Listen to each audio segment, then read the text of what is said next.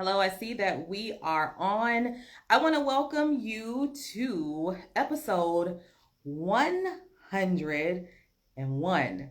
That's right, guys. You are tuned into the Jazzie Conversations with Jazz podcast.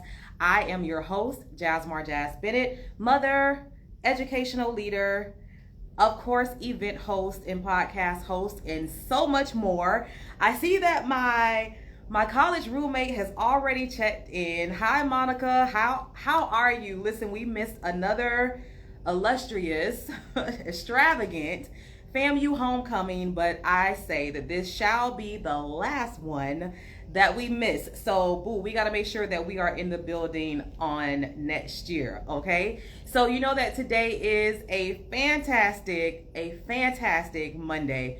Mondays are bae for me. You know that I absolutely adore, relish, and all of those other adjectives that synchronize themselves. That's how I feel about Monday, all right? Monday is the time where we recalibrate, where we set new goals, where we reach new heights, where our minds are clear, where our minds are projecting towards our new goals, right? So how is your trajectory of success looking for this week? All right, we only have a couple of more months, couple of more weeks left in 2023, and what we're going to do is we're going to make them the very best. And speaking of a timeline, let me tell you about this timeline. We are literally 13 days away from the 2-year podcast anniversary live show for the Jazzie Conversations with Jazz podcast. Listen, it's all going down on November 11th, 11 from 5 p.m. to 9 p.m. at the Well in Lakeland, Florida. All right, so 114 East Parker Street, Lakeland, Florida. Listen, I need you in the building. I need you in the building. I just celebrated 100 episodes of this podcast. This podcast is my passion. This podcast is a labor of love. I know for a fact that I am living and thriving in my purpose with this podcast. God has saw it fit to bless me with 100 episodes, and I've interviewed over 100 guests. So guess what we're going to do? We're going to celebrate. That's right. We're going to celebrate. Listen, I'm turning my birthday vibes into my podcast vibes. We are going to have over 8 vendors. We are going to have food trucks. We're going to block off the street, y'all, and it's going to be hours, okay? I have it all set up for you guys. We're going to have a live DJ. Mr. DJ Red Strike is going to be in the buildings on the ones and twos, giving you the best in hip hop and in R&B, and we're going to be in choir rehearsal.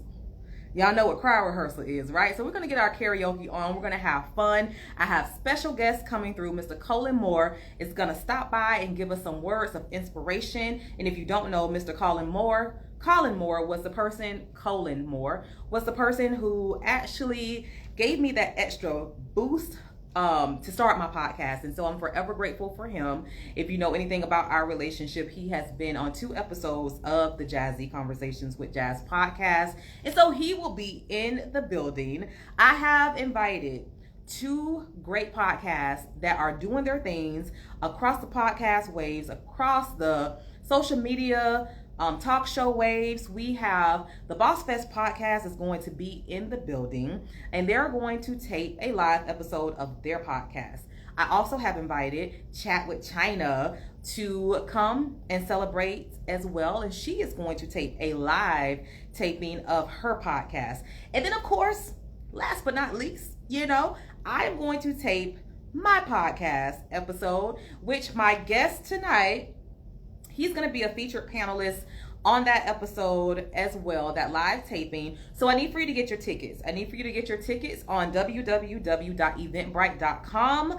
I need for you to get your tickets. Now, if you cannot be in the building, you can make a sponsorship for a ticket. You can sponsor somebody to be here, or you can make a donation towards the show. All you have to do is be on your smartphone and log on to eventbrite.com. You will not be able to see the donation section if you're on a laptop. I just learned that from someone who wanted to donate. And so she went to her smartphone and she was able to see the button.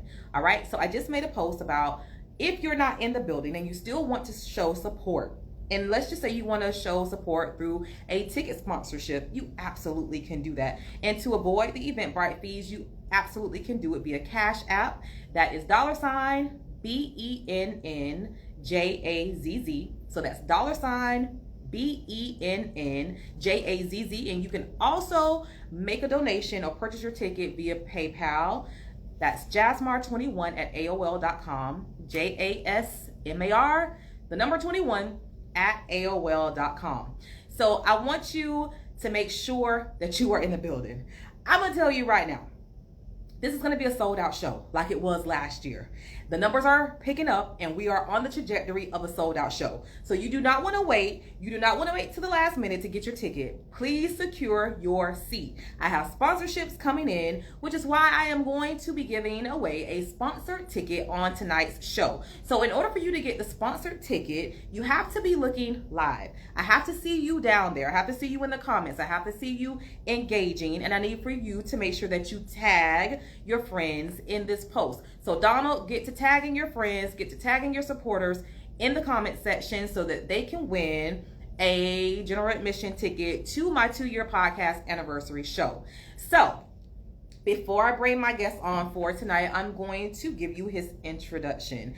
Listen, Donald has been making his way across the podcast airways, this past year. And he's also been doing his due diligence in his career and also in the community. So my special guest for tonight is Mr. Donald Lewis, who was born and raised right here in Polk County, Florida.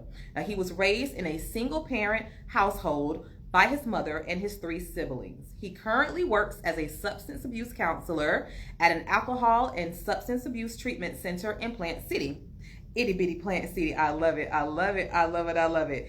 He's been there for the past 3 years. He graduated with a bachelor's of science in behavioral healthcare from the University of South Florida in 2017. Go Bulls. He received his master's degree of social work from Walden University in 2023. So congratulations to you, Donald. You received that master's degree this year. Now his ultimate goal, and this is the most intriguing part, and we will be taking a deep dive into this topic. His ultimate goal is to become a licensed social worker specializing in couples and sex therapy. So I am going to request to have him on. Let's see if he sent me a request. So I'm going to request him to one. Y'all, me saying it is like surreal. I can remember when I did my first episode. And you mean to tell me that we are on episode 101? Yes, we are. Yes, we are, because we have stayed consistent. I know that there are 3 things that have to occur in order for you to get your comeback. And baby, that is, you have to have God. You have to make sure that you have the right resources and you know how to use those resources. And you have to be able to put in the work. You have to do this work very consistently. And so without further ado, Mr. Donald Lewis is going to be joining the Jazzie Conversations with Jazz podcast. Finally, like we've been in conversation, we've been talking.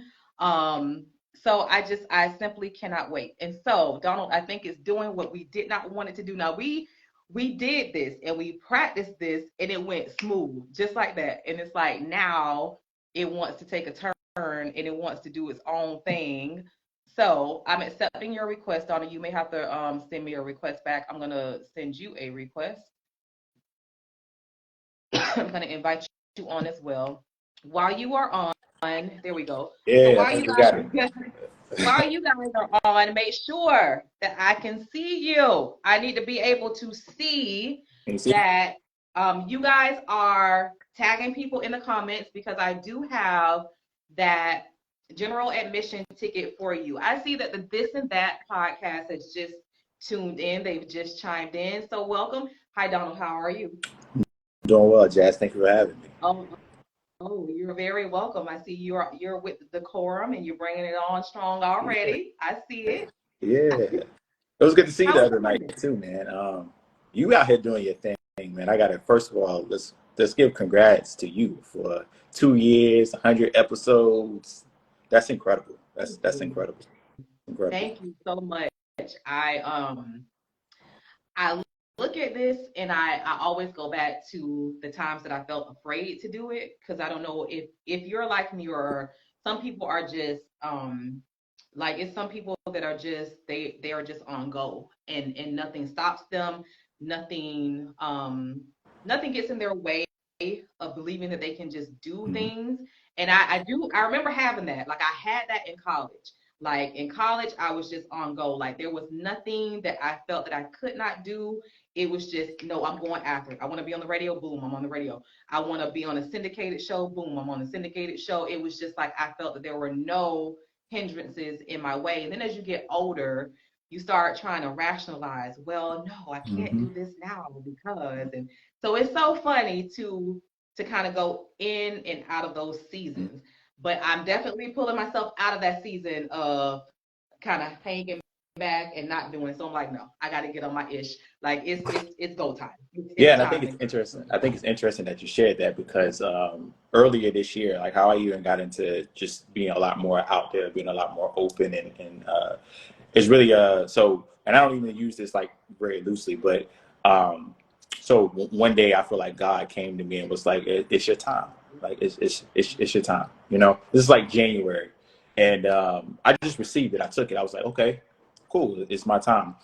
A week later, Marius Gruber, shout out to him, shout out to Marius. He inboxed me and was like, "Hey man, like it's your time." So that's when I knew, like at the testimony of two or three witnesses, let every word be established. So that's when I knew, like, okay, this is something that I heard from God, and this is my time to really step out here. And so I didn't have any ideas, any plans. I didn't really feel like I knew anybody to even get connected to doing podcasts or just anything that I wanted to do. And man, things just really just like took off, you know. And sometimes I be wanting to like grab it back, like pull it back a little bit. But it took off in a good way. It's a great way. But to your point, I'm a lot more like I like to just stay in the background, be more reserved, et cetera, et cetera. But I felt like this year was really that year for me to branch out. So I took that leap of faith, so to speak, and it's been paying off ever since. So That's a great thing. That's a phenomenal thing to hear. And then of all the people to tell you, if you have Mr. Gruber telling you that, hmm Mr. Social Media himself, himself, then yeah. mimicking exactly what you heard God say, then that's your confirmation. Mhm. That's your confirmation.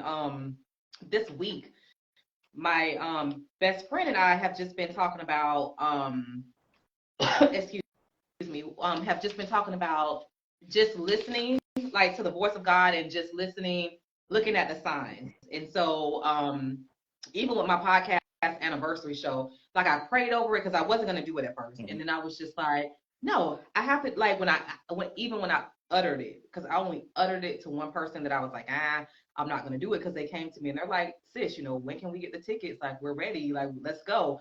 And I'm like, I don't think I'm going to do it. And they were like, no, you have to. Like, you're definitely going to do it. Mhm. And you just have to speak out what you want and it will come to you. Mhm. And so I was like, well, last year I had it on November 5th, which was a Saturday. And I literally think if my timing is off, I don't, maybe November 5th is a Friday this year, because for some reason I was like, I don't want to have it on November 5th again. And then I was like, actually, I could not have it on November 5th at the venue that I wanted anyway. And so I was like, oh, here we go. Like, my date is not going to be available. And then I checked the venue again, and November 11th was available, which 11/11. And so, like, if you look up angel numbers and all of that, and people know that I like numbers, Mhm.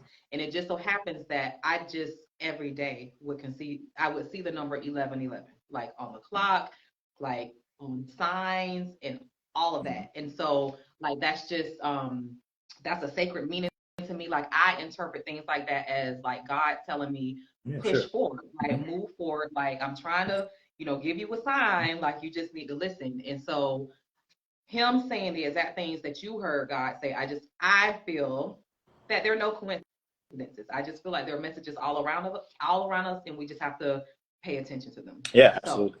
I pay agree. attention. Everybody that I talk to who knows you, like I don't care. It's like I actually was introduced to you on a podcast.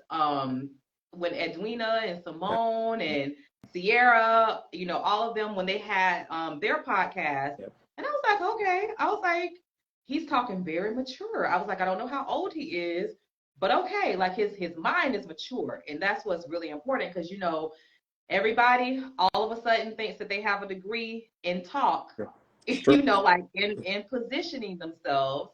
And so I like what you say. I like what you stand for.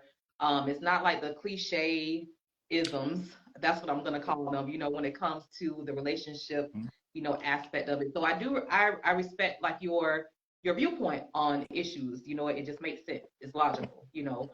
It's not the catch-all phrases that we hear on, you know, every other podcast. And so in my circle of podcasts, I just kept running into people. If your name would come up, it would be like, oh yeah. Or like if you would be tuned in on the podcast episode, there's Donald. Oh, we wait for you to get your podcast, da da da da. And so I'm like just listening and I'm like, okay, who's Donald? Let me find out, you know, who's Donald. So I'm glad that everything aligned and we were able to do this episode. And so how does that make you feel when you hear so many people, first of all, that like you? That's an incredible trait. Like I can tell that you are a likable person, but not only that, they want you to have your own podcast. What how does that make you feel? Yeah, I mean, I feel very, very fortunate and thankful to that. You know, it's interesting because it's interesting because you know a lot of times you don't see the same things that people see in yourself. I started going to therapy this year. Just as a side note, I started going to therapy this year, and one of the things that did for me personally was it opened my eyes to myself, right, and understanding myself and understanding not to sell myself short. You know, believing in myself, understanding that you know I do have value. I do have, you know, things that I can bring to the table, and um, I should not cover those things up. I should be out there and be vocal and be, you know, be present. So, I mean, it makes me feel good to know like so many people see those things in me, and I'm starting to see those things in myself. So it's just very, it feels great to be somebody that people feel like is a voice and they like what I say and those sorts of things. So I really appreciate that. I like it too. I like it too. So listen, Marshina has chimed in. I'm glad that she has because she's doing exactly what I need for people to do. I want to see your questions. I want to see your comments. If you want to win this general admission ticket, because then I'm going to head over on Facebook after this podcast and do a quick post show recap. And I'm going to give away a general admission ticket there as well. So as the sponsorships come in, which there have been a lot, I'm going to be giving away tickets. So the closer we get to the show, we'll, you know, be giving out tickets. But if you want a chance at that, you have to be looking live. So tag your people so they can get an opportunity. And so every time you share this, every time you tag someone, every time you make a comment, you will. And so Donald, I always start my show with, you know, definitely describing the show, but then I go into my homage of Mondays because I love Mondays. But then I go into my segment called 21 Questions with Jazz. So they're random questions, and Okay. they're just questions that open you up and get you to know everyone and everybody to know you, right? So we're Okay. gonna just start. No pressure, no sweat. You know, it's just Okay. shoot from the hip, right? So Marshina asked a good question though. She started deep, and so I'm gonna start deep with you. She said, "What caused you to go to therapy? What made you want to go to therapy?" First of all, shout out to Machina. She's always just a huge supporter. So shout out to her. What caused me to go to therapy? That's a great question. What caused me to go to therapy really was, well, a couple of reasons. So number one, I felt like there was this, I felt like I had a block, right? That there was just something that I just wasn't propelling. I wasn't exceeding. I was accomplishing things, but I wasn't. There was some switch that I needed to turn, and I didn't really know what that was. So that's what kind of caused me to go to therapy. And then also, what caused me to go to therapy was being a therapist myself. I always feel like it's important to kind of understand what it's like to be on the client side of things and understand, you know, when I am asking these questions, when I'm talking to them, when I'm, you know, kind of digging deep into traumas or whatever could be going on, like, how does that feel? You know, because I wanted to be able to make that connection with them. So that was like two of the reasons, or those are my two main reasons for wanting to go. Just the experience of going, and then also too to work on myself. I feel like that's important. Real quickly, that's my purpose in life, right? To become the best version of myself so that I can help other people become the best version of themselves. And so I can't do that unless I am first working on myself. Makes sense. Makes sense. Now, when I come across other leaders, um, it's not a clashing of things, but you almost anticipate the direction that you feel that they would go in. And so it's interesting to hear you say that you wanted to put yourself on the opposite end of it. You wanted to see how it feels when someone is analyzing you and assisting you. How is that? I just can imagine, like, were you overthinking it? Were you trying to self-diagnose, or were you able to open up and relinquish the control of you being the therapist and allow therapy to come in? Yeah, I think that's a great question. Because the key to therapy is you have to be open to it. Yeah. So for me, this is a great opportunity, and this is a great time for me because I was actually open to the idea of therapy. In times past, I wasn't ready. Let's just keep it real, right? So I would have went to therapy like, he not gonna pull no fast ones on me, Right. none of that. Like, hey, listen, I already know where that's going, what you're trying to do, et cetera, et cetera. So for me, openness was very important because when I went there, there was no ego involved. There was no, I'm a therapist too, let me poke my chest out, that type of thing. It was just more so like I was ready for it. And so I kind of hit the door. I started even in the even in the intake as he was kind of doing his assessment. I'm already starting to like go a little deep. He's like, "Yo, we'll just chill out. We're gonna get there. Yeah, we're gonna get there, buddy. We're gonna get there." So it was good. It was good. Okay. Okay. So how did you choose your therapist? Because Marcina's saying she's scared. And because I am at a point in my life where I'm kind of where you were, where I feel like I feel like it's something. Like, I don't know if it's a block, but I just, what it is I know that I am living in my purpose and my passion, but sometimes it feels, like I don't feel like that excitement, that butterfly moment, like when I'm on stage, it comes back. When I'm on this podcast, it comes back. But in other areas, it's like blah. You know what I mean? Like I don't feel that excitement, And so like that's kind of my block. It's like, where has that gone? Like what is that about? So I would be more so like I've been thinking more so like, yeah, like maybe I do need to go to therapy and then in other areas. But how did you choose? Like and I was circling back because Marcina was like she's scared. I'm like I'm kind of scared too. How did you choose your therapist? So two things there. I think something that you said, I think is very important. It may not necessarily be that there's really a block. I think what happens to us, and I talk to my clients about this often, is that usually when we start certain things, there's a certain level of like excitement, right? The beauty of it happens, but then it moves from just pure motivation into discipline, and that's the discipline part is where it becomes a little mundane. And so it may not necessarily be that you need a push. It just could be you're maybe past that excitement phase in certain things, right? But to answer Like a your question, relationship. huh? Woo.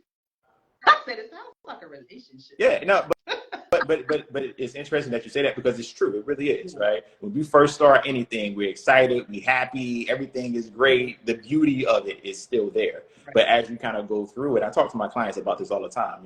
We talk about a pink cloud here, right? When you first get into recovery, you're happy, you're excited, you're drug free. You never felt this good in your life, et cetera, et cetera. A month from now, though, it's not going to be as exciting, right? So that's where the discipline comes into play. But to answer your question directly, for me, it was important, first of all, to get a black male therapist. I was really, I would have took any male therapist, but particularly I wanted a black male therapist just for the simple fact that I felt like there were going to be a lot of things culturally that we would understand each other on. But even still, like I wanted a male therapist as well, because again, there were certain things that culturally I just felt like we understood. And I was more in the space of, not that I have anything wrong with working with a female therapist, but I just felt like there were just certain, I feel like sometimes there are certain conversations that you feel more confident with talking to somebody who looks like you, if that makes sense. So for me, it was just important to find a male therapist, and happened to find a black male therapist, which was even better for me. And that's kind of how I made my decision. He actually went to the University of South Florida too, go Bulls. So that made it even more so like, oh yeah, I got to work with this guy. And then he was very, and this is not necessarily, and this is kind of taboo in our profession, but his ability to like self-disclose and be really honest and transparent with me.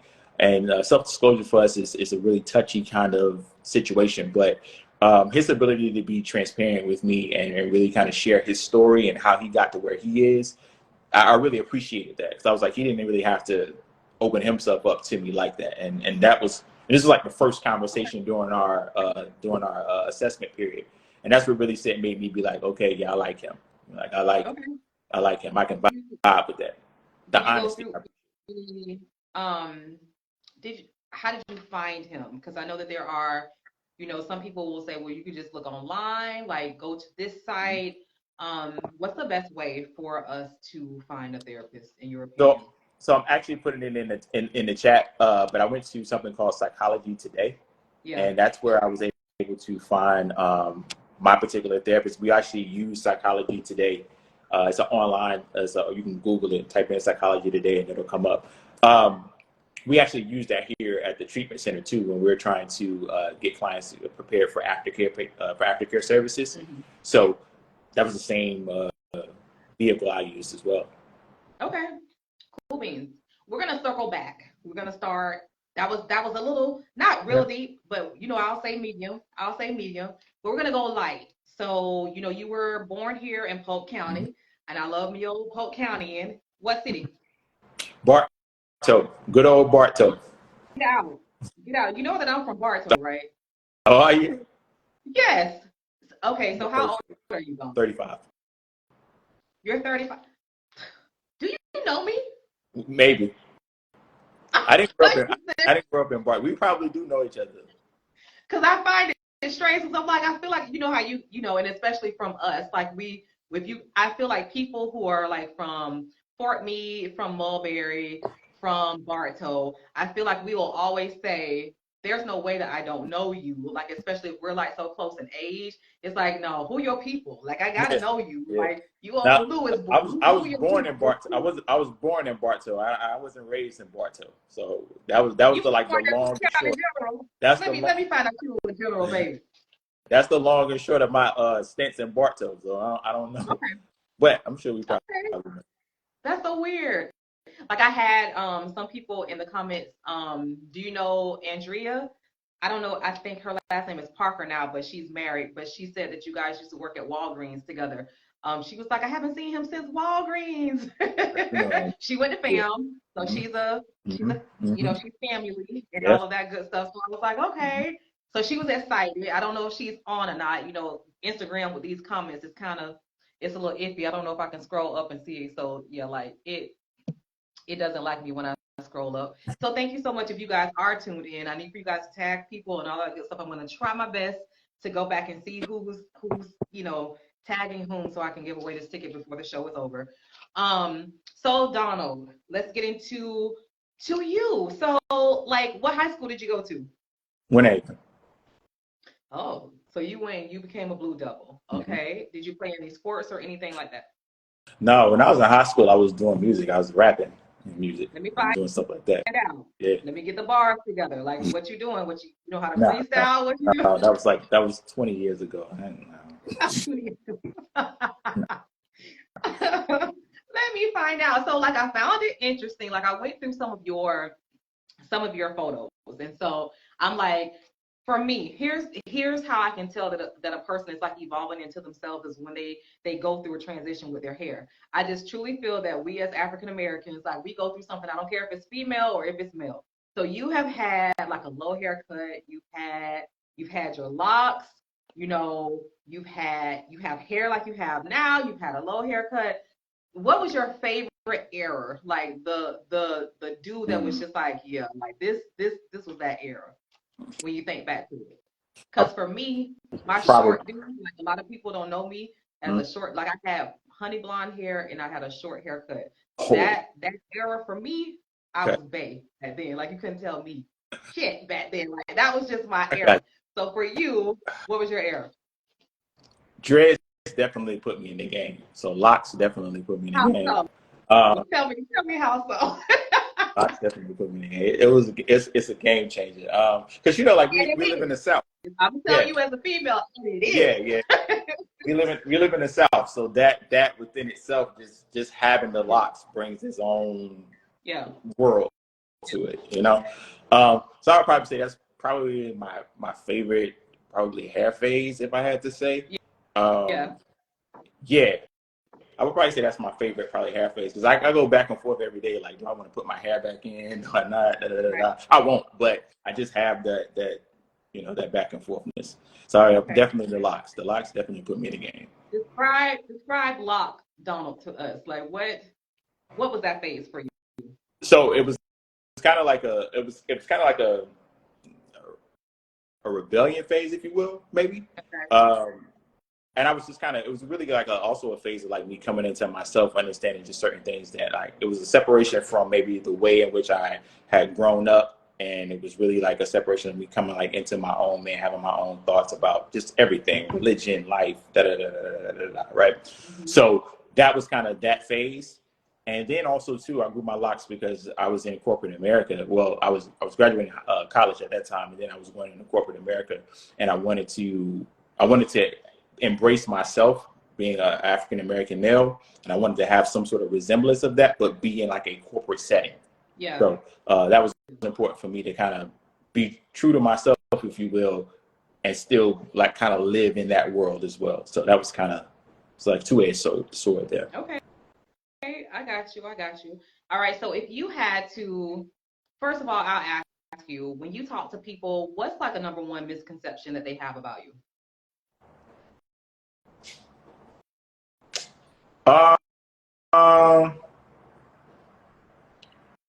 So I am like I'm like a very much a extroverted introvert, right? So I tend to let people know what I want them to know. Okay, so you're like yeah. So I kind of very much let people know what I want them to know. So I think for most people, I don't know. What's your sign? I'm a Pisces. Okay. Yeah. It's not like I know astrology like that, but okay. Because Scorpios are like that too, so that's why I asked. So okay. Yeah. So I think that's really like and I don't necessarily know if it's a misconception, because it's not that people are reading me wrong. It's just that there is always more to me than what I always like to put out. Okay. It's more to you than you like to put out. So you once I'm comfortable with a person and all of that, then that's a little bit different. But I like to kind of keep people at a distance, keep people surface level. So okay. So I know you will edit this, and I know you will answer this very carefully, but what's something that people don't know about you that they would find like shocking? I used to rap 20 years ago.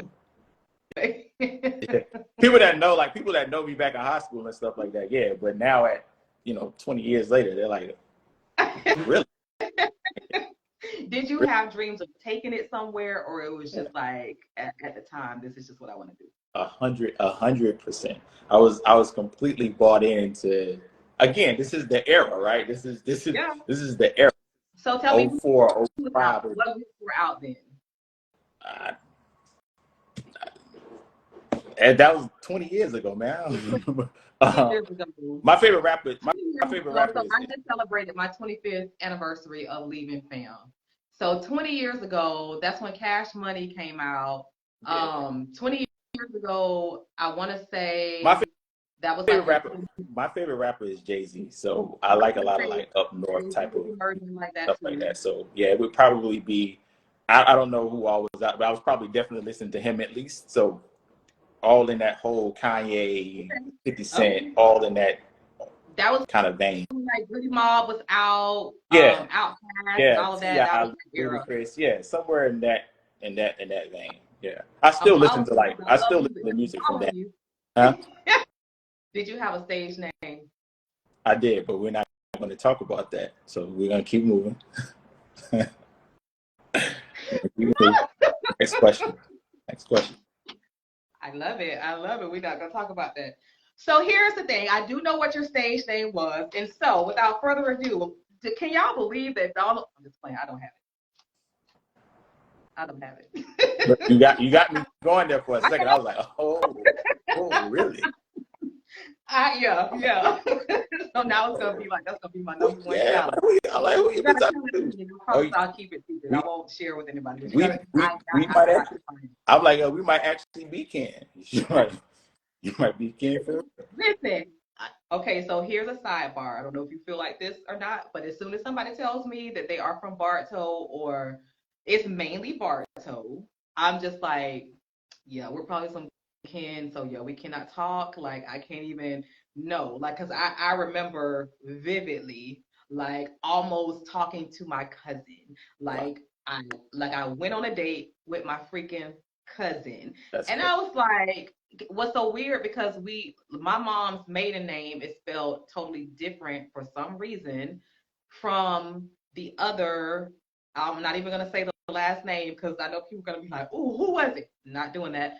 But like her last name is spelled totally different from the other ones, and so we're on the east side, they're on the west side, and so I kept, like saying the name, and then like my dad, he was like, "That's your cousin," and I'm like, "What?"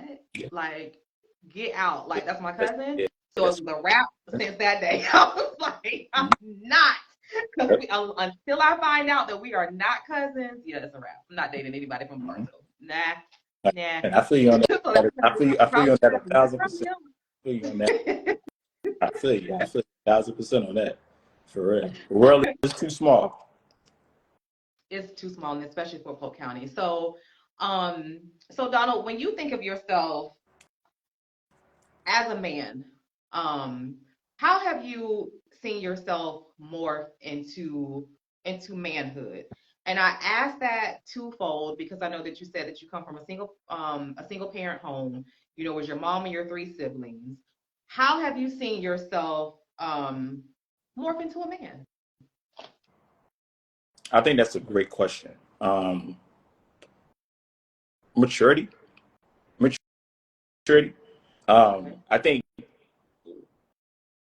in my earlier years, you spend a lot of time. Well, in my earlier years, I didn't grow up with a father figure in my household until I got 16 when my mom remarried. So there was a lot of like questions on like how do I become? I knew I wanted to be a man, but how do I get to that? Like how do I become that? What's the blueprint for that? And I think my stepfather did a great job of really instilling certain principles in me that I didn't understand at 16 or 17, but now at 30 something years old, they make a whole lot more sense. And I think just maturity. I think that's really what it's about, maturity. Understanding myself, being aware of my strengths and my weaknesses, being aware of just things that will push me too far, and understanding that sometimes I need to push myself far as well. Mm-hmm.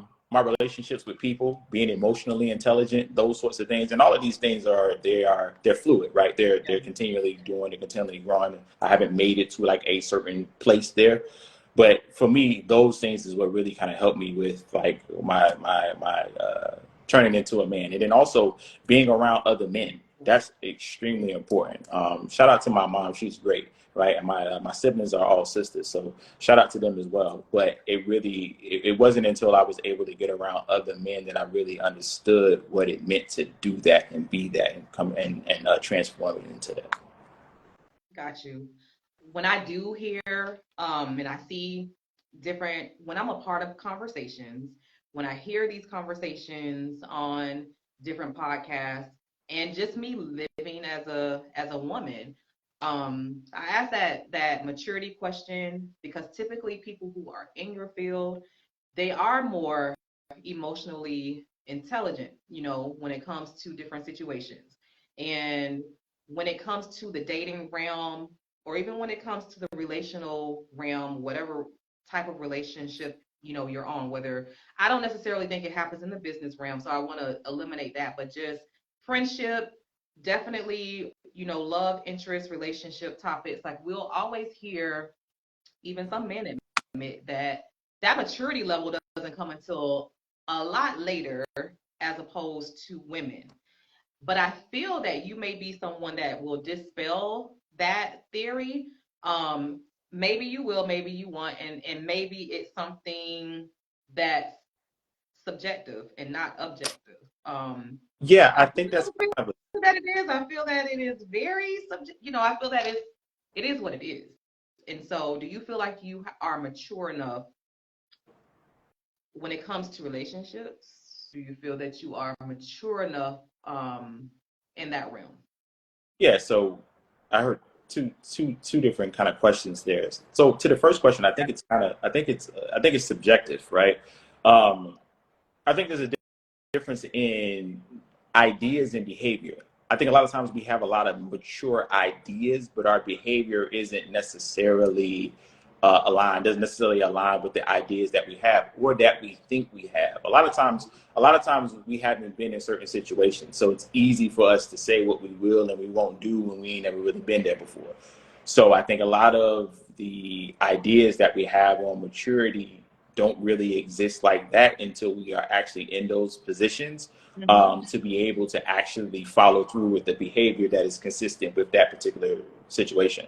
So, for example, let's just say, with men and women, I do think that as a man, I think that I want to say that men mature at whatever age. I know for me, maturity didn't really start to really set in. And when I say maturity, I'm talking about like really thinking about what's important for my life and where I want to go until about the age of 30. That for me was kind of like that turning point when I was like, okay, I got to start getting my life together. I got to start making better decisions. I got to start thinking about, how my life is and where I want to go, et cetera, et cetera. For women, I think it just varies, right? Because I see the same thing. I see a lot of great conversations and great talk, but then I look at the behavior and it's not consistent. So I often think like, that's just kind of maybe that's more so social media general ideas of it, but in all practicality, that may not be as true as we might think that it is. But for me personally, maturity didn't kick in until about 30. In terms of relationships, I would say yes. I think I have gotten to that point to where I'm mature enough maybe to really consider a relationship. Now, in terms of like marriage, I don't think I'm personally there yet, just because there are a lot of personal things that I want to get lined up. But in terms of like entertaining somebody on a more serious level, yeah, sure. Okay. So when the idea of maturity meets the behavior of maturity, for me, when I think of a man who's mature, quick segue though, I did an episode with DJ Venom. I did an episode with Carrie Jones. We know him as K Boy, and I had Taj on my show. Taj Mahal. We all know Taj as well. Taj, man, that's my guy. Shout out to Taj. And it was called The Making of a Man, because at that particular time we had, was a famous book out, The Makings of a Woman, and we were discussing it on those fronts. And so I wanted to conversely discuss it with men, and I asked them what their definition of a man was, because at that time we had so many theorists out there with what they considered to be a man and his maturity level. And so, whereas it used to be a full blown example of you are a mature man when you are able to commit to one woman. Um, I still am with that traditional sense of it, but now we have so many varying variances of what a relationship is that doesn't necessarily hit on I'm mature if I can just be with one woman, because you have so many different ideals about what type of dynamic of a relationship that you want. But for me, it definitely is someone who's able to control that or meet with someone who is of like mindedness, and realize that if you are not with someone of that like mind, then you respect that person's mind and you just find someone who shares your ideals. And Yeah. so for me, it has morphed into my same thought, but just having someone that shares your ideals and that traditional protector, provider, that person who can lead the household. So it's pretty much still the same. So it does sound like, in terms of maturity, yeah, you are mature enough to say what you're ready for and what you are not. And then, like one of your topics on your Facebook discussion board, like that emotional intelligence. Like, are you there with that? And so I just think maturity comes with being able to have those conversations, those open and honest conversations about who you are, what you want, you know, and all of that good stuff. So that's how I look at maturity. Yeah, I also think too, like in terms of like relationships, I think we also have to be able to. So I don't believe that we're going to. I believe in like the 80-20 rule, right? You're only going to get about 80% if you're lucky, right? You're only going to get about 80% of what you want out of a person, right? Um, that other 20%, and that's a huge number. I don't think people really look at it like that, but you got to think, right? So that's a fifth of 100, right? So that's a huge number. Right. But like that 20%, I think is important too, right? And I think we have to be realistic and understand that just as we have flaws, our spouse is going to have flaws too. I think one of the common mistakes that we make in relationships nowadays is that we look to our spouse to be our savior, proverbially speaking, right? Proverbially speaking. So so we put a lot of pressure on our spouse to be our emotional security and our this security, that, right? And you want your spouse to secure you in certain ways, but I think we just have to be very careful.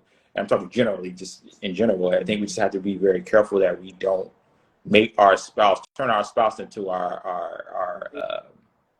savior. Yeah. And I feel like a lot of times in today's society, especially, so there's a lot of wanting to turn our spouses into our savior. So I think we always have to be careful of that. I agree. So why couples therapy and sex therapy?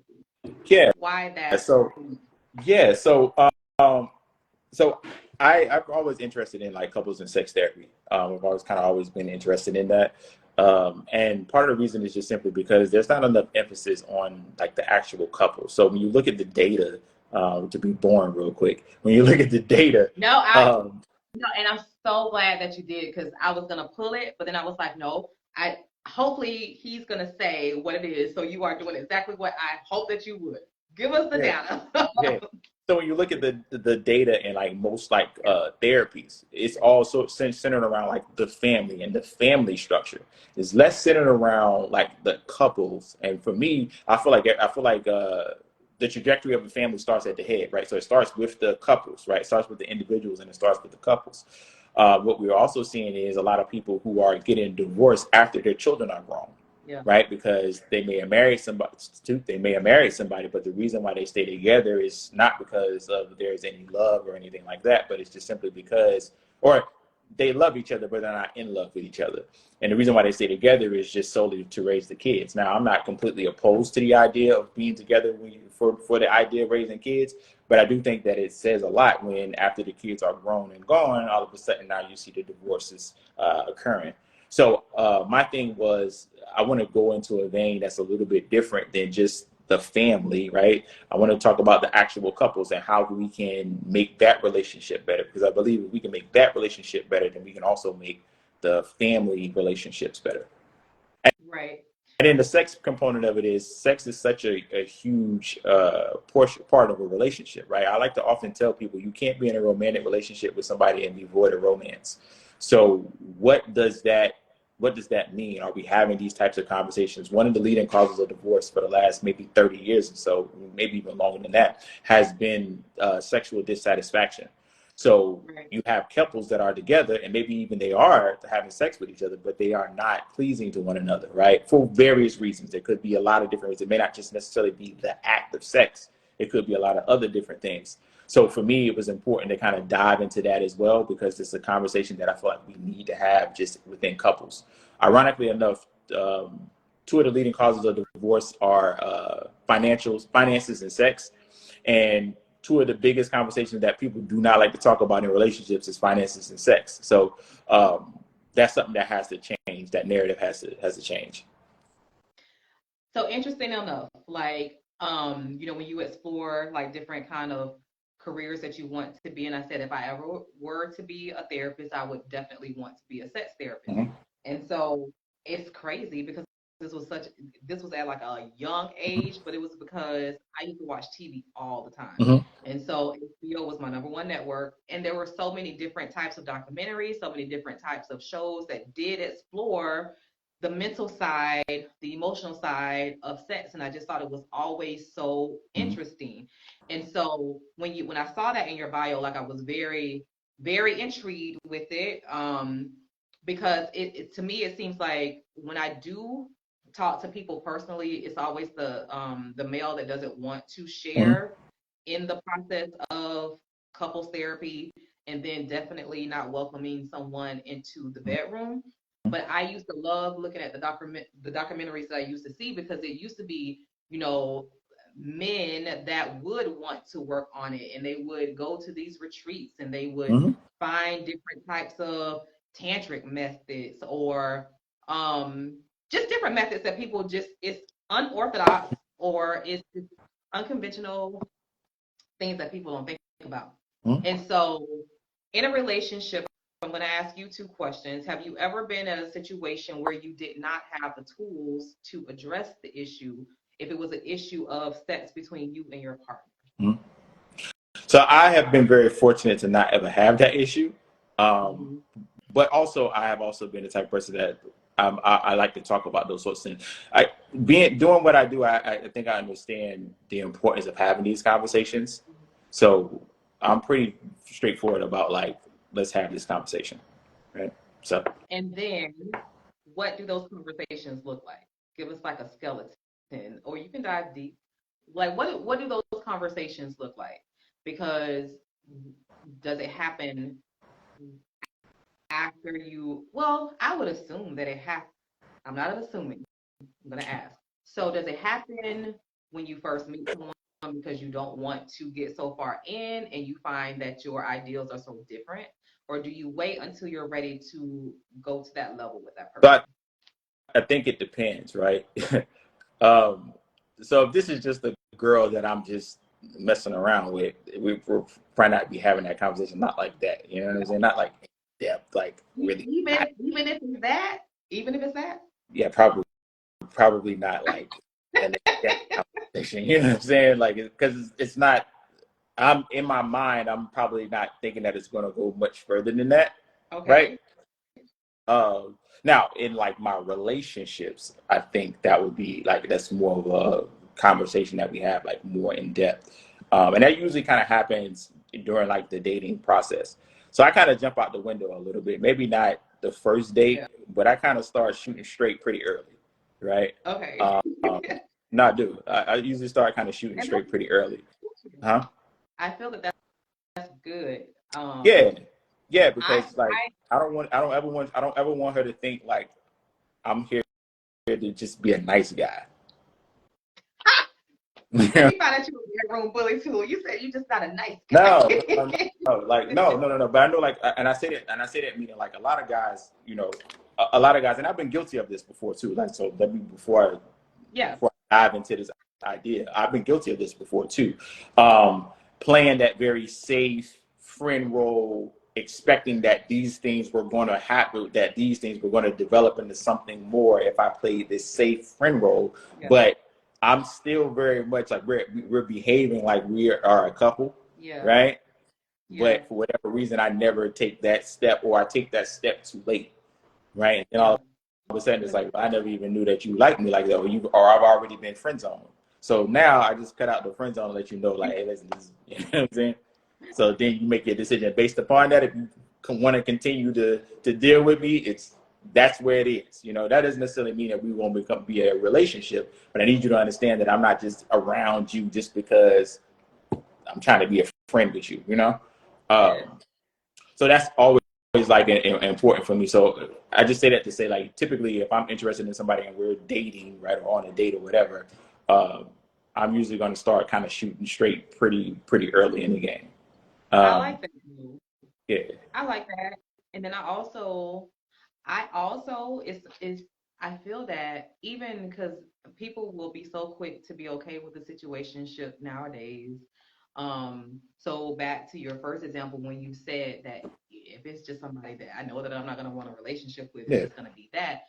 I still feel that that conversation needs to be had. And the reason being is because if it's just gonna be that, then I just need for you to be very proficient in that area.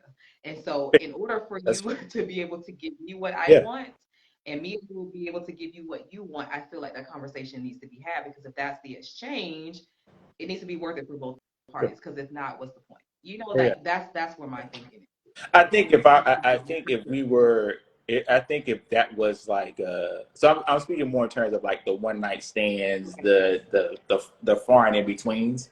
I think if this was somebody that we had really said like, hey, listen, we ain't gonna be nothing but sex, like that's just the nuts and bolts of what we doing, then I think maybe that would be like a conversation that we would have. Um, but yeah, nah, like nah, I don't really have that conversation with him like that too much. I agree. I totally agree. I totally agree. I totally agree. I do. I do. And so I just I wanted to just to I think that some of these topics, maybe some people did know those things about you. Some people did not. And so has therapy been something that you've always wanted to do or no? Yeah, so yeah, yeah, because it's more of like for me, therapy was more like a calling. It was more like it was always there. I just needed to get like the degrees and all of check all of the boxes.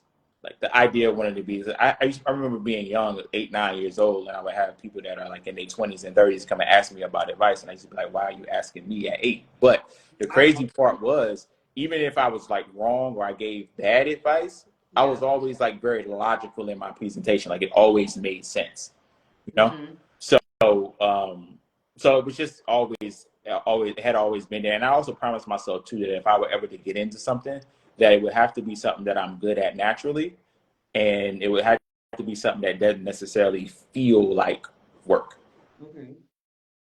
So, So have you ever gotten it wrong when it comes to advice? yeah.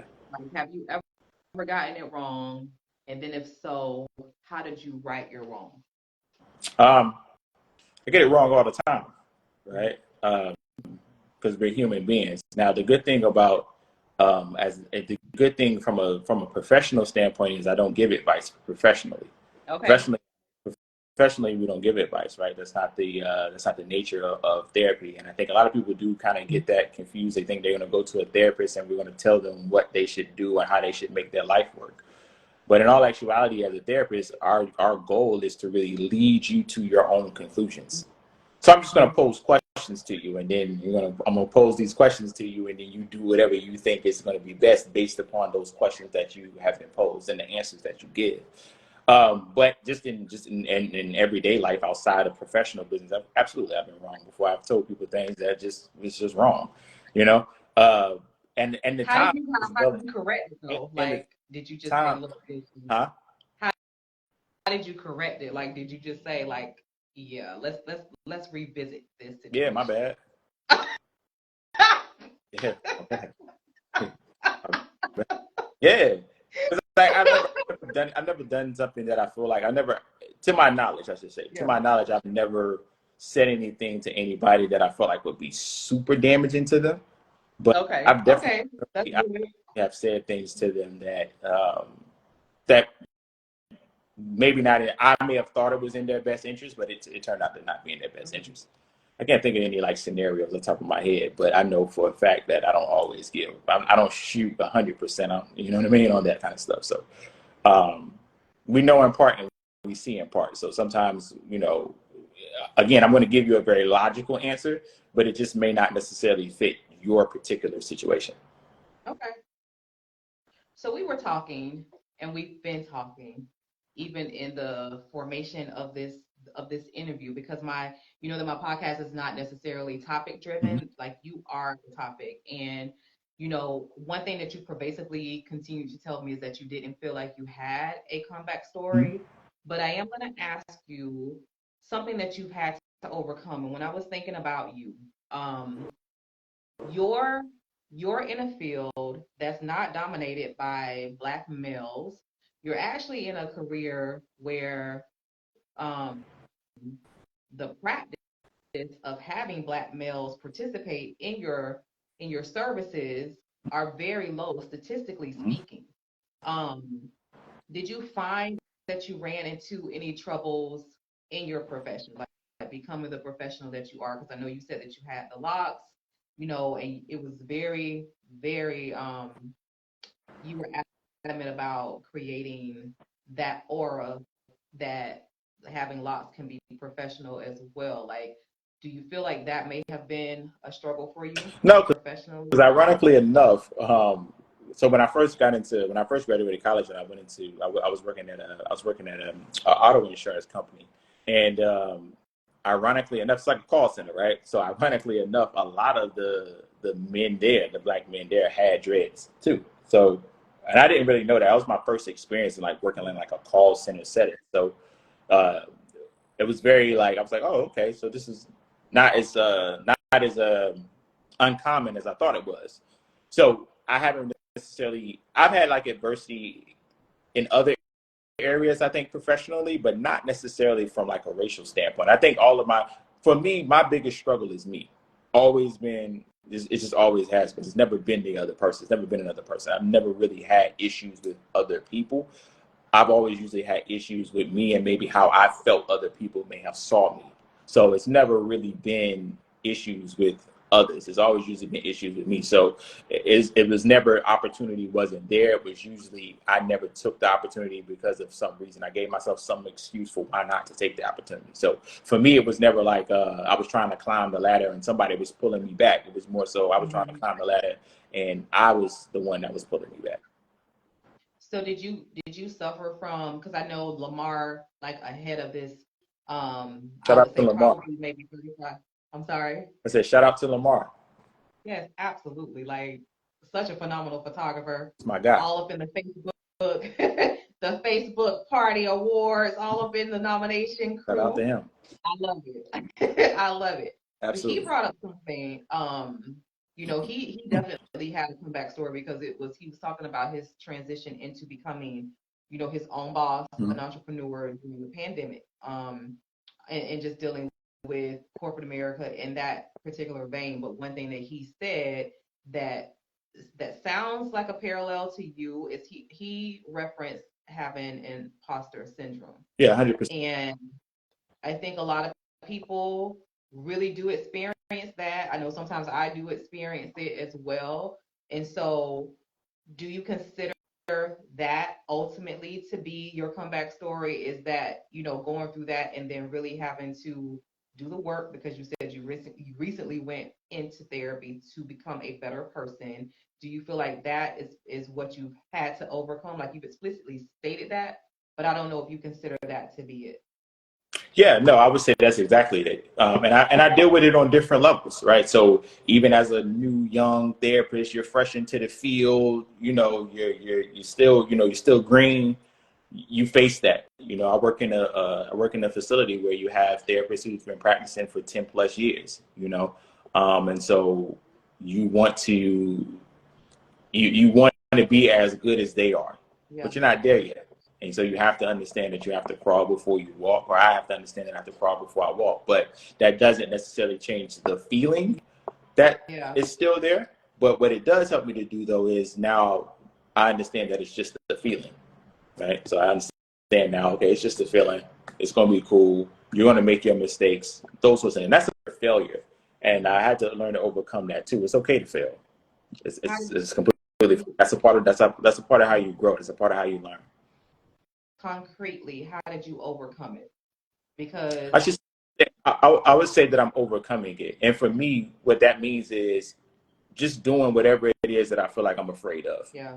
Whatever it is that I feel like I'm afraid of, facing it, going through it, not allowing myself to give, because I'm good at the thing about fear is that it can sound like wisdom.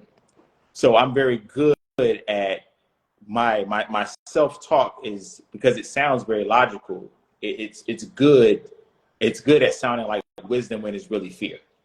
So for me, it's about really asking myself, okay, is this really like, do I really need to be aware of this situation, or am I really just experiencing it, or am I just having like a negative self-talk, right? Am I what we call cognitive distortions? Am I really setting my own self up for failure? And 9 times out of 10 is usually more so a cognitive distortion. Is more so the imposter syndrome that's trying to take over than it is an actual fact, right? I've never set out to do anything and not been able to do it. Mm-hmm. Anything that I've ever put my mind to do, I've always done it, right? So it's not a matter of can I do it. A lot of times it's just a matter of will I allow myself mentally to be able to do it. That's what's happening over here. Mm-hmm. It's like you really hit on really that thought process that I go through. And when you think about that, what's one of the things that you started tricking yourself to fear, but once you did it, you felt So we have an so exercise that I do with my clients called naming your brain, right? okay. Naming your brain. I stole it from one of the more seasoned clinicians here. So the name your brain exercise is you learn how to separate yourself from your negative thoughts. So when you have a negative thought, write it down, right? Or when you have a negative thought, before you act upon that negative thought, think about it. Okay, is this Donald talking to me, or is this Chucky talking to me, right? Yeah. And just that quick separation that you do, a lot of times can give you that 5 or 10 seconds that you take to ask yourself, hey, is this me telling myself this, or is this my imposter syndrome speaking? Just that little quick second, a lot of times is enough to kind of make some sense out of what's going on, you know? And that's something that I've been doing. Another thing is, again, like writing down certain things, right? And then we do another activity called putting your thoughts on trial. So when you have these negative thoughts, you make a list, right? And you make a list of one side, you say, okay, what are my thoughts telling me? And then on the other side, you say, what are the facts that support the thoughts? And what are the facts that dispel the thoughts? And a lot of times what happens is you'll find that the facts that dispel the thoughts far outweigh the facts that actually will coincide with the thoughts. So, just kind of taking those little, and those are little tricks that I do that kind of help me to, when I'm having these thoughts.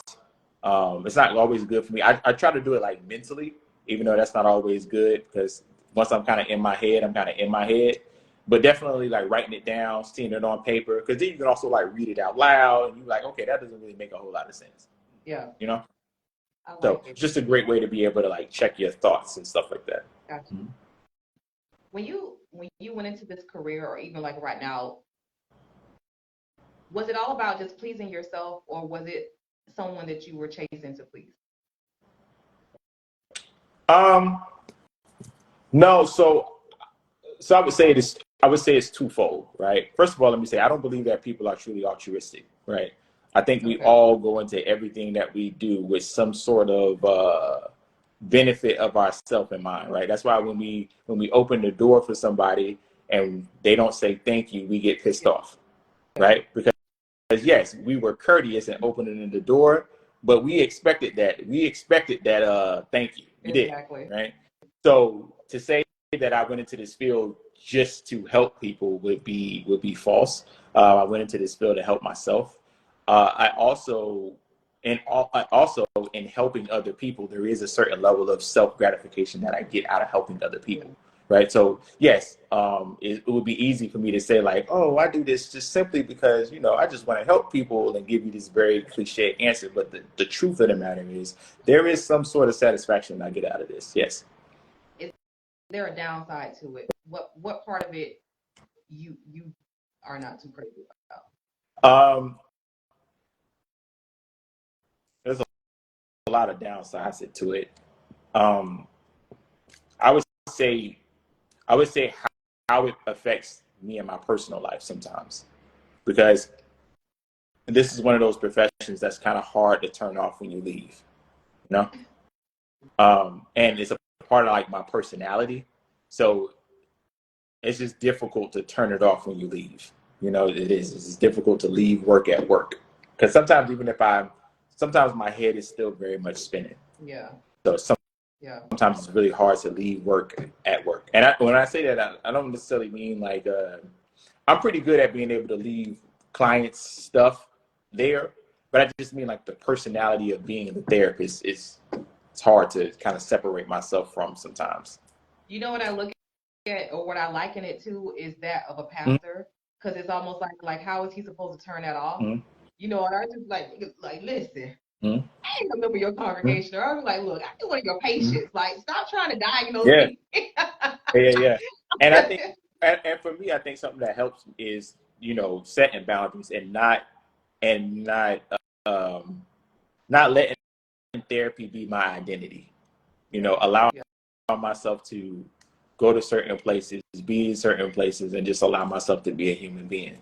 You Gotcha. know, and understand that I'm not a therapist all the time. You know, that is my job, that's my occupation, that's my profession, but that's not who I am. And so, you know, I don't counsel my friends, I don't counsel my girl, I don't like none of those things. You know, like that's if I if I'm dating a young lady who I feel like I'm going to kind of have that, I use it. I'm gonna be like, I need to. That's not good. That's a bad boundary for me. That's no. I need to cut that. You know. Um, so yeah, it's just setting boundaries. You know, again, like I don't counsel my friends. I don't counsel my loved ones. Okay. They can tell me the craziest stuff, and I'll just be like, oh, okay. Oh, all right. How do you tell them that they need counseling, though? Yeah, I might just tell them that. Oh, you might need to go see a therapist. You might need to Yeah, see somebody. not me, but you can go see somebody. Because sometimes, and listen, and sometimes you have to do that with like your family and your friends and stuff like that, because you know in certain professions they feel like because you are in that profession that they can just automatically like, Yeah. you know, it's like them asking you for money or something like that. It's like, okay, you know I'm rich, so now you just feel like you're entitled to ask me for Yeah. whatever amount of money, and I'm just supposed to give it to you. Right. Unfortunately, I don't have a whole lot of like family and friends that are around me that are like that, but I've definitely seen other people who, you know, they're like, yeah, I'm a therapist, but I'm not your therapist, you know. So, Exactly. but yeah, no, definitely, definitely the setting boundaries part is important. So with the spirit of, and I hate that my camera did this. Like my phone charger, like it was acting crazy, so I had to move over. See how it's doing Nope, just it? drop it. So Yeah. like in the spirit of Black Boy Joy, I want to end. I don't know if I like that term, but go ahead. Okay, tell me. Let's do a replacement. What would you like to call Um, hold on. I don't know. Black boy joy, no disrespect, but it sounds a little feminine. it? You Okay, I know? respect that. So, What can we call it? uh, uh, Um, I don't know. I don't know. grown man. Okay. Grown man satisfaction. Grown man Satisfaction. That's a good gratification. satisfaction. Let's Okay. go with that. What brings you satisfaction? Um, I like people. I like people. I like to accomplish goals. I'm very goal driven, goal oriented type of individual. So I get a lot of satisfaction from like setting a goal and achieving it and all that kind of stuff. I like chaos, so I have to learn to control it. Addiction runs in my family, and one of the symptomologies of addiction is like the love for chaos. Yeah.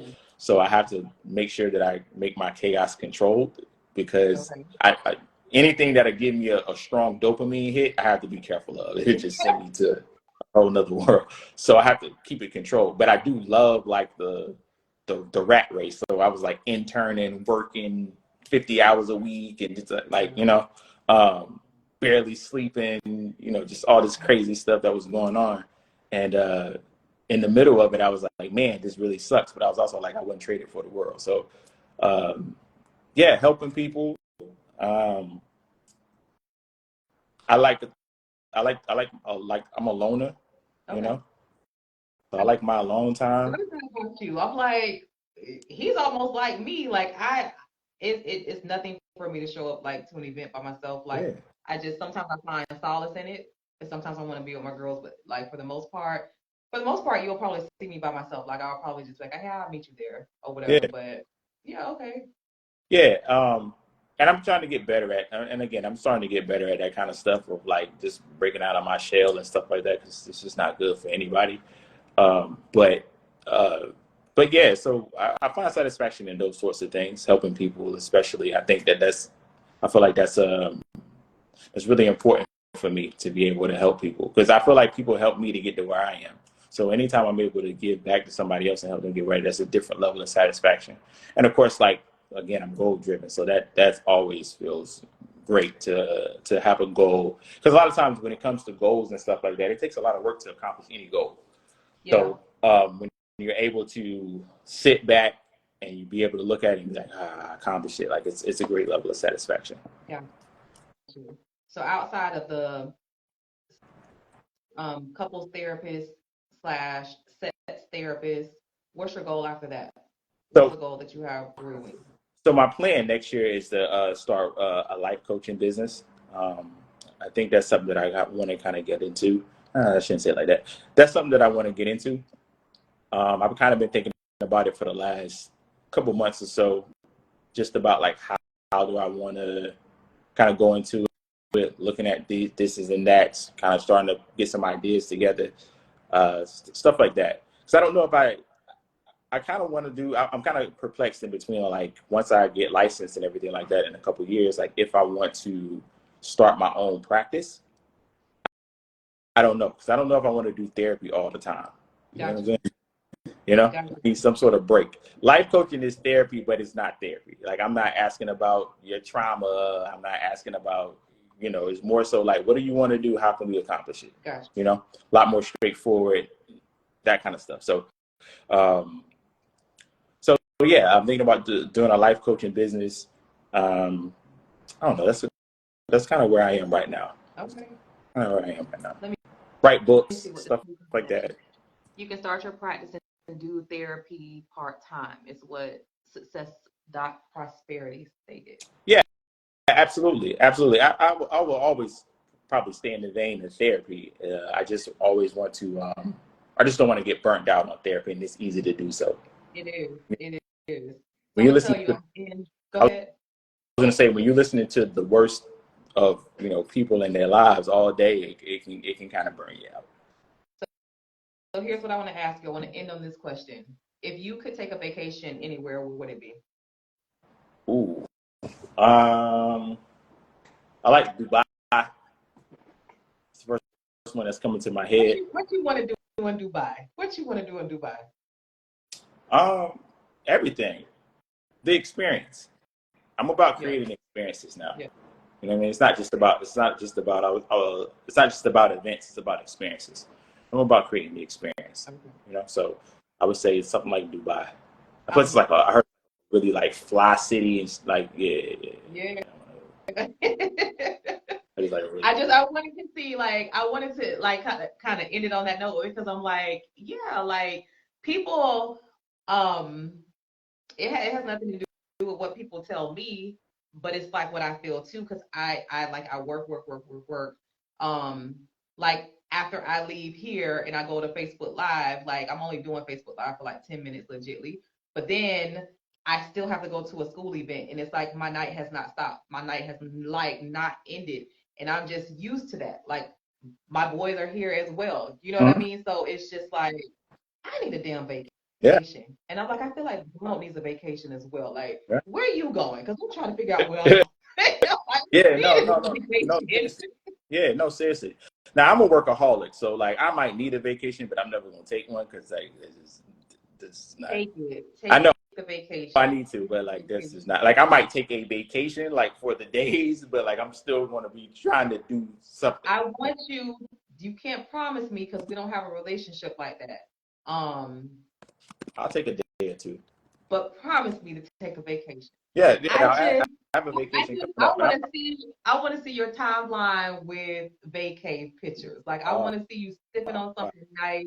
I want to see you just decked out. We already know you're gonna have the gear to go with it. I want to see you on a nice, relaxed vacation where nobody's telling you their problems. Don't even ask anybody any questions.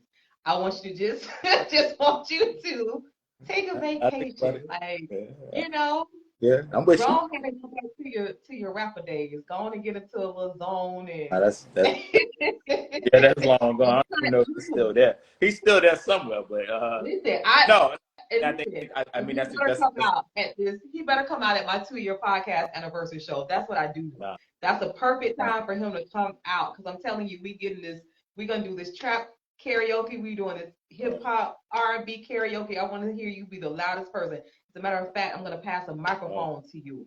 I think I may do some research and see what song you like. I know it's one song that's gonna get you. No, gonna get you there.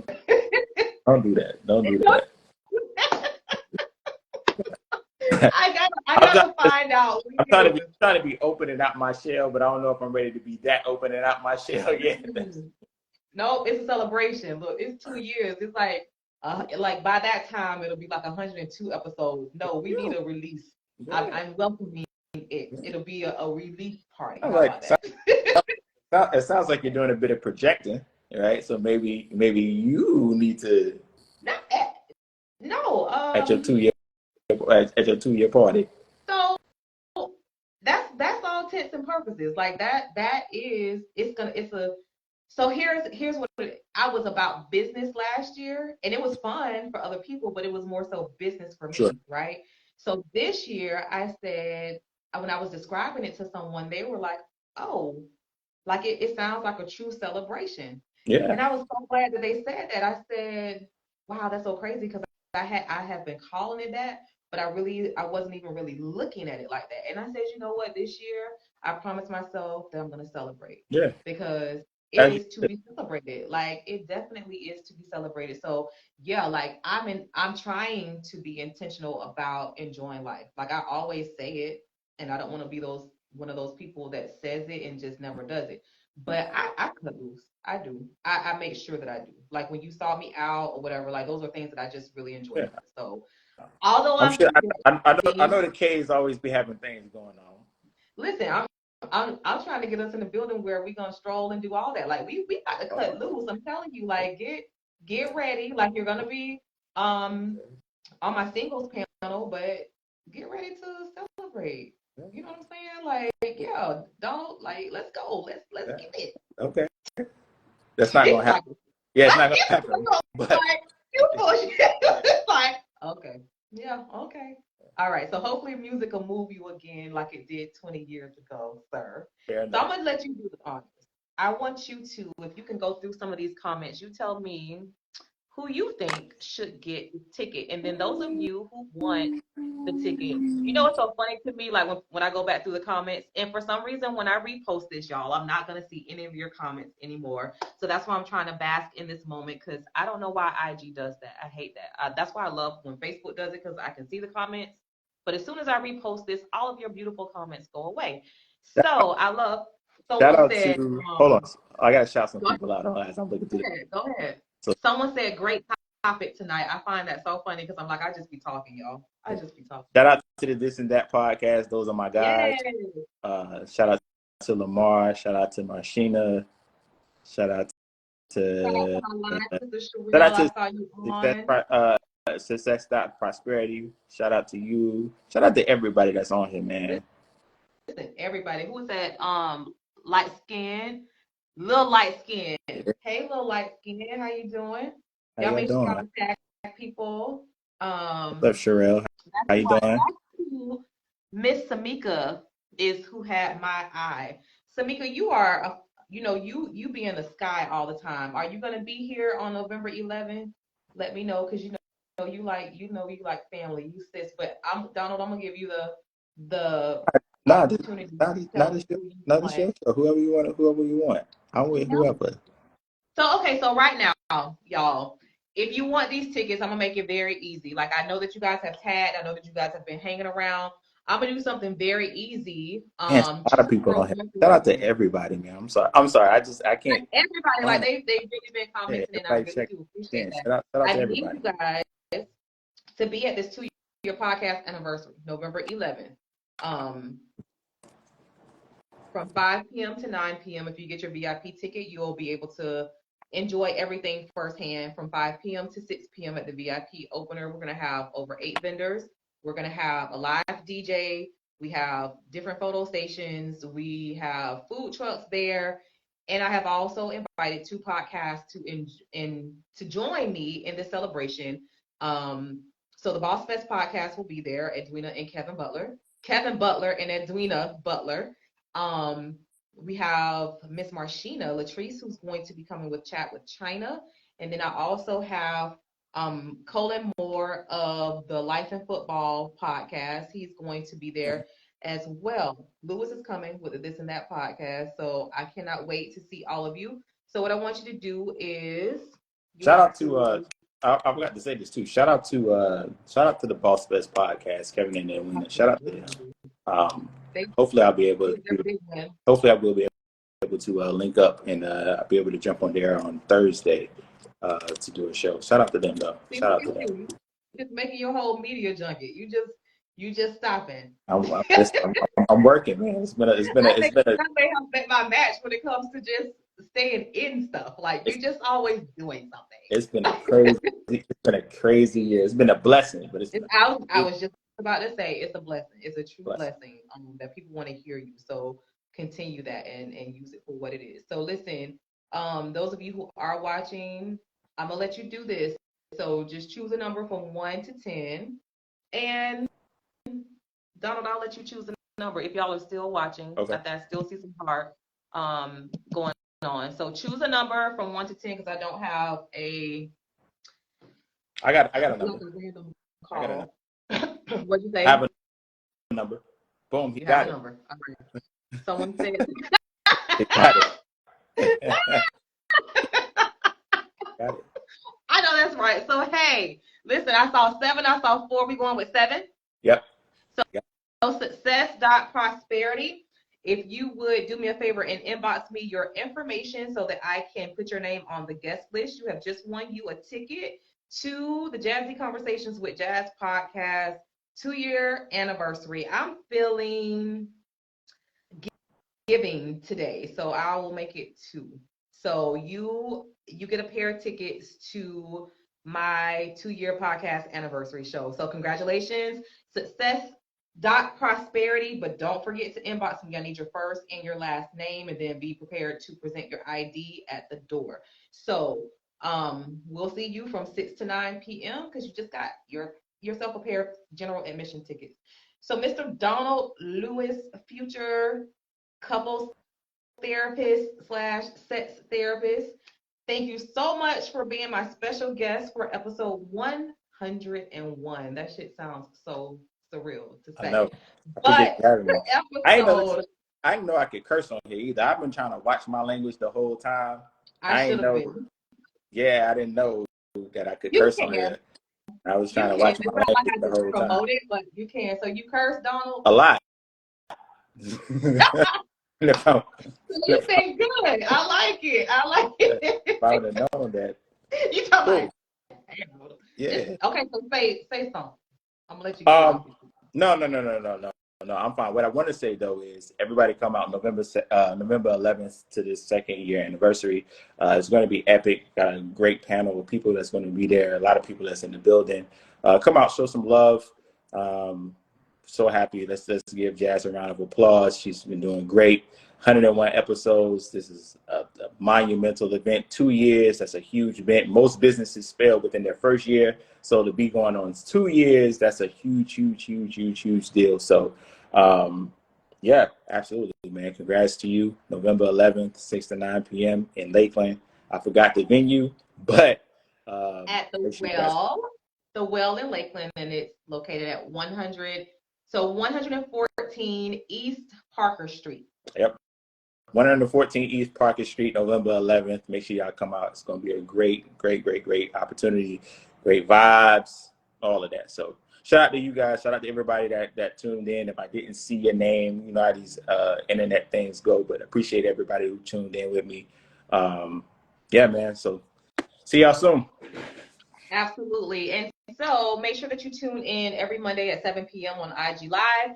Make sure that you also subscribe to my podcast on YouTube. That's Jazzie, Jazzie, Conversations with Jazz. Subscribe, leave a review in the comments. You can also find this podcast on Spotify, Apple Music, Google Podcasts, all of your favorite podcast platforms.